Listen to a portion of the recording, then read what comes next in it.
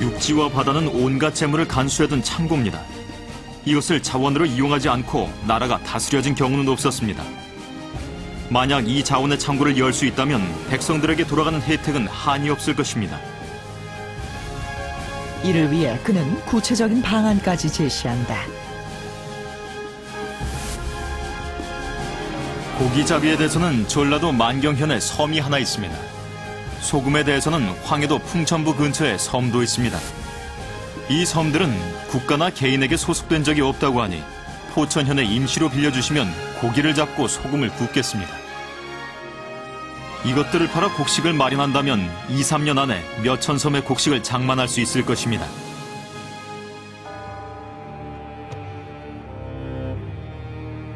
국가가 나서서 자원 개발을 하고 이 자원들을 통상에 이용하자는 이지함의 주장은 농업 이외의 산업을 천시하면서도 그 이득만큼은 독점했던 지배층에게는 경악할 만한 것이었다.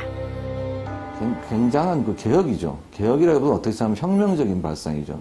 그러니까 이것이 사회 구조적으로 시스템화되기는 상당히 어려운 측면이 있는 거죠. 위험한 발상이라고 볼 수가 있는 거죠. 통치자 입장에서는. 그래서 그분의 어떤 생각이 선구자적이고 파격적이라고 볼 수가 있는 거죠. 당시 조선 사회는 땅과 바다의 자원을 백성들과 함께 공유한다는 큰 원칙을 세웠다. 즉 누구든 직접 개발하기만 하면 그것은 생산자의 몫이었다. 하지만 이것은 명분일 뿐이었고 자원 개발의 실질적인 혜택은 소수 힘있는 권력층의 것이었다.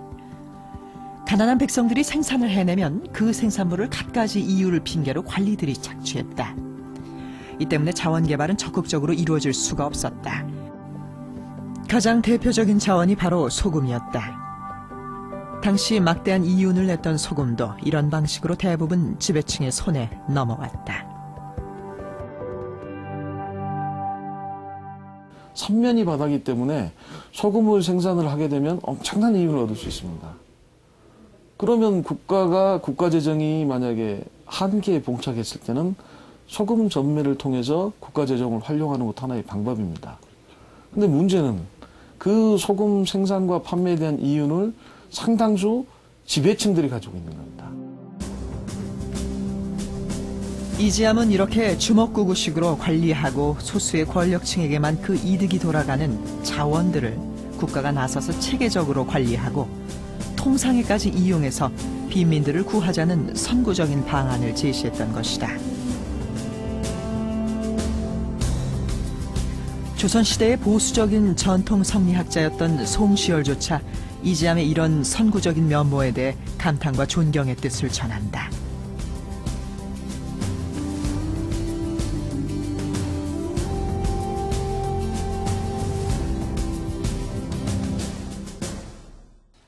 이것은 무쇠솥인데요.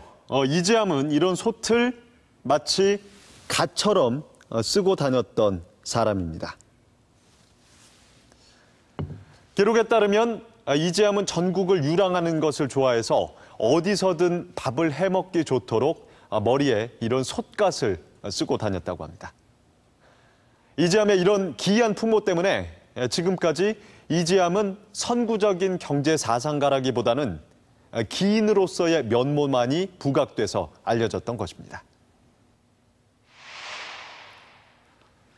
이 사람은 18세기 영국의 경제학자 아담 스미스입니다. 그는 국민들을 잘 살게 하기 위해서는 먼저 나라의 부를 키워야 한다는 이른바 국부론을 주장한 경제학자입니다. 그런데 서양의 아담 스미스보다도 200년이나 더 앞서서 조선의 이지함도 이와 같은 주장을 했습니다. 백성들의 가난을 구제하기 위해서는 해외 통상과 자원 개발 같은 경제 정책이 중요함을 강조했습니다. 그런데 명분 중심의 성리학과 봉건적인 질서가 견고했던 조선 사회에서 그는 어떻게 이처럼 선진적인 주장을 펼칠 수가 있었던 것일까요?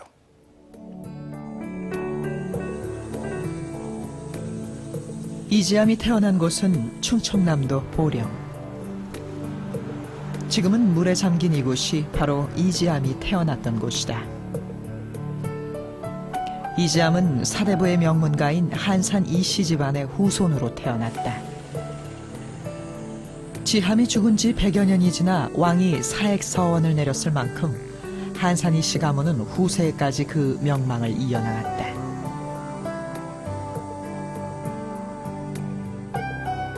이지암은 고려 말의 충신 목은 2세계의 6대 손이며 이지암의 조카 이산에는 선조대에 영의정을 지냈던 인물이다.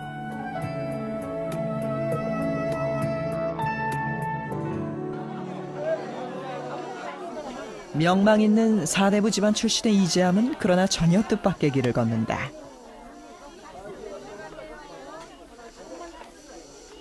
그가 집을 떠나 주로 활동했던 곳은 바로 상인들과 천민들이 살았던 저작거리였다. 이곳에서 지함은 상업에 대한 여러 가지 정보를 수집하며 몸소 장사에 나선다. 양반이 저작거리에 나서 장사를 한다는 것은 당시로서는 파격적인 일이었다. 그러나 지함은 양반이라는 신분에 연연하지 않고 상인들 틈에 섞여 물건을 팔았다. 이렇게 장사에 뛰어든 지함은 뛰어난 상인이었다.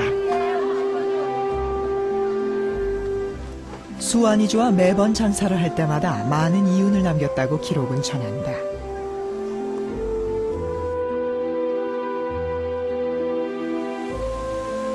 신분 구별이 엄격한 조선 사회에서 상인은 가장 천한 신분에 속했다.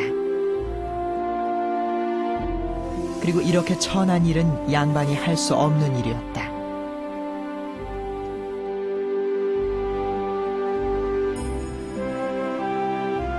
이런 상황에서도 지함은 배를 타고 무인도까지 들어가 장사를 했다.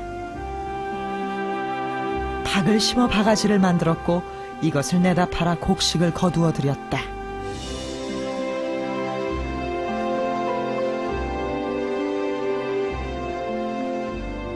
사실 그 당시에 이 양반, 특히 양반 명문가의 후손이 상업 활동을 한다는 것 자체는 뭐 대단한 모험이라고 볼 수 있죠. 당시 농업이 중시되고 이 상공업을 천시하는 그런 사회적 분위기 속에서 양반 최고 명문가의 후손이 직접 상업 활동을 하면서 이 소위 말하는 이 재산 증식 행위를 한다는 것 자체는 아주 이 양반 사회에서는 이 손가락질거리가 될 정도로 이 문제가 있었습니다.